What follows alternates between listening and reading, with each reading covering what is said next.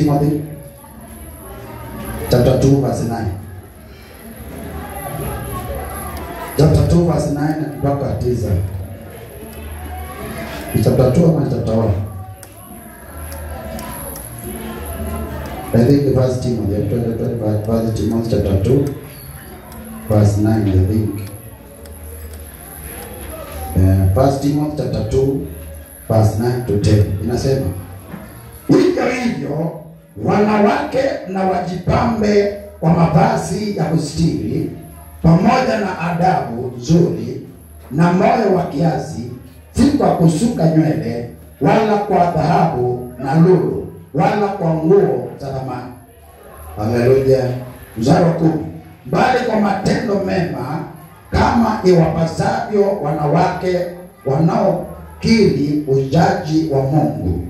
Mstari wa 11, mwanamke na ajifunze atuache hiyo ni mengine. Haleluya. Bwana Yesu apewe sifa. Mungu ameweza kunena katika Timothy chapter 2 verse 9 jinsi wanawake wanastahili kuvaa. Haleluya. Wanaambiwa wavae nguo ya kujistiri. Nguo ya kujistiri ni nguo inavisha kuanzia shingo yako mpaka chini ya magoti yako. Hiyo ndio nguo ya kujistiri. Lakini kama umevaa nguo ukitembea iko juu ya magoti yako, hiyo sio nguo ya kujistiri. Na hiyo sio nguo ya adabu. Haleluya. Kwa hiyo wakati wowote unastahili kuvaa nguo ambao unahakikisha imelinda magoti yako na imelinda mpaka shingo yako vizuri. Maana uso wa mwanamke unaanza kwa magoti kwenda juu mpaka shingoni. Haleluya. Na unastahili ukapate kuupamba na kuuvisha.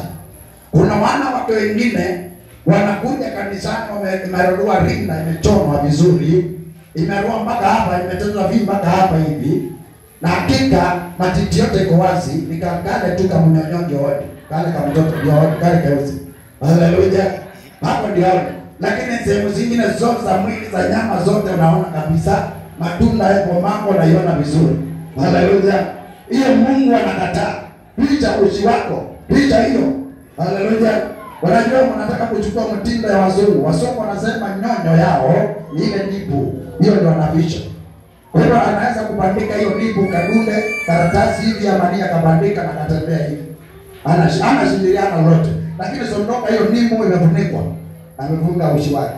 Hiyo ndio uchi wa mzungu. Zizi tu wazungu. Haleluya. Na msiwate mitumbe ya wazungu. Mungu anataka ujivishe vizuri, vizuri, vizuri mpaka chini ya magoti. Hata kama itafika kule chini, uwe magoti yaonekane ukitembea. Na usivae nguo ya mraruo. Haleluya. Usivae nguo ya mraruo kama itawezekana, kwa sababu wakati unaenda tunaangalia na unavutia tamaa. Na Biblia inasema mmoja wenu atasababisha mmoja wangu kuwa na tamaa. Huyo atakamatwa na afungwe na awekwe jiwe kubwa na awekwe ndani ya bahari. Hiyo Biblia inasema. Maana yake ni nini? Mtu yule ambao husababisha watu kufanya dhambi, huyu atahukumiwa zaidi kuliko wengine. Hiyo ndio maana yake. Haleluya. Bwana Yesu apewe sifa. Hapa kulingana na maoni yangu ni kwamba tika na kwamba usaidi kujirembesha. Haleluya. Kujisafisha vizuri, lakini si kujirembesha extra. Ni kujisafisha vizuri, ujipate mafuta, uweke nzuri, hivyo inakubalika. Lakini isiwe kwamba jambo hili unaitenda ndio Mungu wako. Haleluya. Ndio umeweka kipaumbele. Hapa Bwana Yesu apewe sifa. Kitakuramba. Wacha Mungu wako kipaumbele. Umetengeneza nywele, unatengeneza kwa kanisani, unaomba Mungu wako. Haleluya. Wengine wanakosana kwa maana zao ni kwa ajili ya kutengeneza. Hakupewa ile pesa kama ile dawa na kula kidonge aendelee kuwa mweupe. Na Bwana kwa sababu ana inabidi aende kwao, kwa sababu nipende, unipatie dawa, unitunze. Unataka ni mamauzi tena. Ilikuwa itaanza kuwa mzungu. Haleluya. Hiyo yote Mungu amekataa. Tafadhali kama unafanyanga mambo hayo na unataka kwenda mbinguni, acha. Mimi naongea na wale wanataka kwenda mbinguni. Kama unataka kutaki, Biblia imesema katika Ufunuo, na mwenye kutenda dhambi atende sana. Hivyo ndio imesema. Kwa hivyo wewe unataka kufanya hivyo, vaa sana. Haleluya. Na wewe unataka kuacha, acha sana. Maana hata Rosi Mwana aliimba hiyo wimbo. Mwenye kufanya dhambi afanye kabisa, kama kwa mtandao na kwa ile Haleluya. Ili ukahukumiwe kisawasawa. Useme ya kwamba Mungu ananihukumu na siku wacha ufanye kabisa, ukahukumiwe kabisa. Na inasema na mwenye kutenda mema atende kabisa. Haleluya. Ili akapata kuingia katika mbingu. Bwana Yesu apewe sifa. Haleluya. Mapambo Mungu apendi. Mapambo. Na mapambo mengine huwa ni ya kishetani.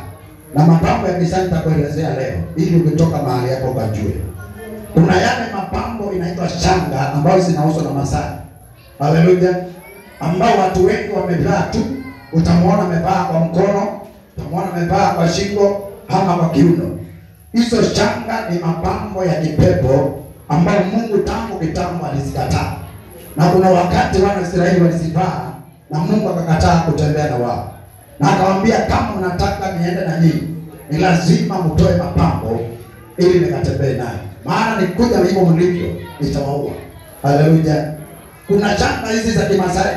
Kama ndugu yangu umeokoka, usiwahi kuvaa hizo shanga za Kimasai. Haleluya. Kuna ile za Majesta za plastic ambazo zinaandikwa Steno sui nini Majesta nini. Nazo hizo kama umeokoka my dear sister usivae. Wala kwa kiuno chako, wala kwa shingo, wala kwa mikono, wala kwa pale mguuni. Changa zozote. Haleluya. Kwa sababu hizo zina network na connection ya ulimwengu wa gizani. Na ukizivaa utakuwa unatambulika mahali uliko, utakuwa Bwana utakuwa shetani anakutembelea na anaweza kufanya kile anataka kwa sababu umenatembea na mali zake. Bwana Yesu apewe sifa.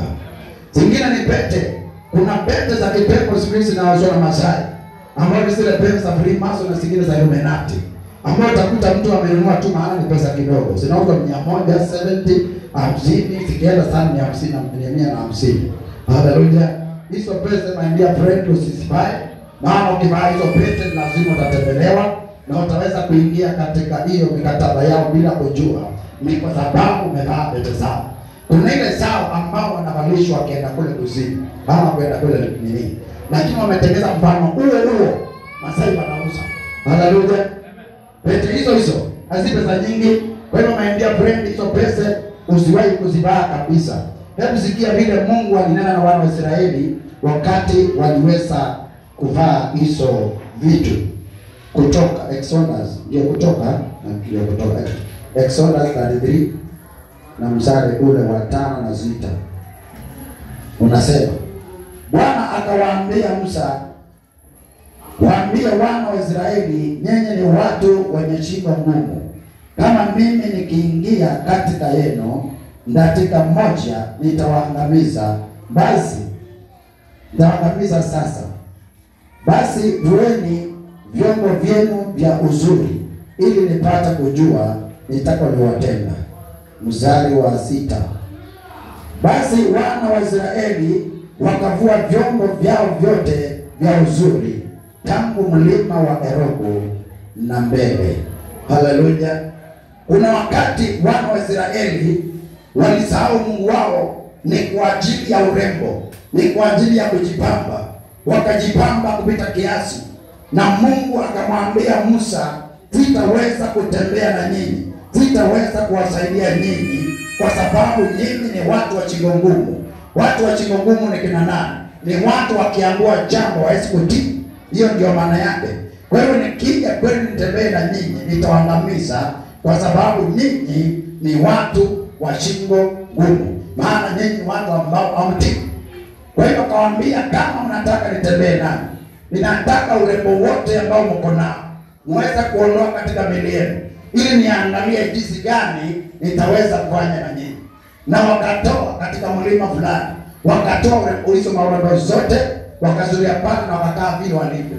Wale ambao walikuwa wameenda chini huku kwa nini, wote wakatoa wote kabisa. Na walipotoa ndio Bwana akashuka na akatembea nao. Na hata leo mwanadamu yeyote ambao anatembea na urembo wa kipepo, wa kishetani, na kushora matatu, kuchanja chale, kunyoa mwendeleo una maana, kuvaa manguo ambayo ina mwelekeo, hiyo yote ni chukizo mbele za Bwana. Mungu anasema siwezi kutembea na wewe ukiwa katika hali hiyo. Mungu anasema siwezi kuishi na wewe ukiwa katika hali hiyo. Na ndio sababu watu wengi wameokoka na hata ikujaza Roho Mtakatifu, hata juu Roho Mtakatifu ni nani.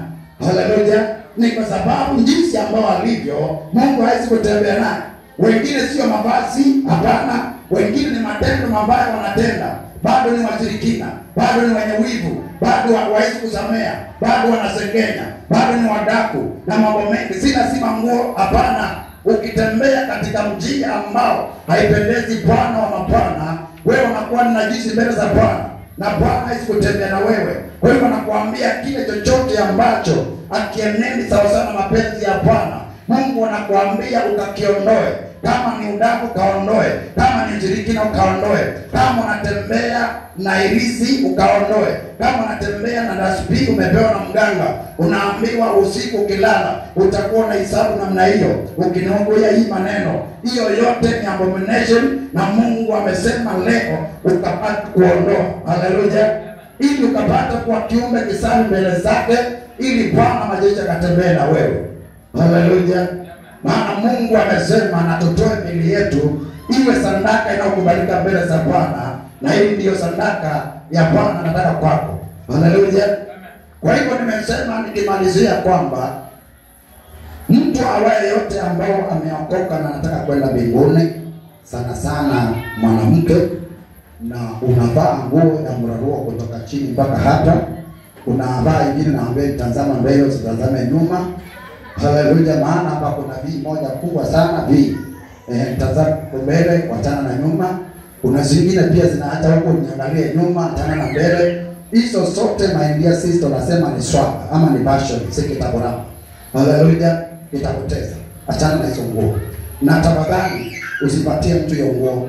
Ni kama vile ulikuwa unataka kumwasumu, upee mwenzako wa kumwasumu, unamuua. Kama nguo ni mbaya, ipendeze mbele za Bwana. Usiseme mimi nimeokoka na pia huyu ama na pia ndani. Haleluya. Nenda uchome. Hiyo ni chombo cha shetani. Haleluya. Na kama kuna Mungu hapa mahali hapa anavaa nguo inaitwa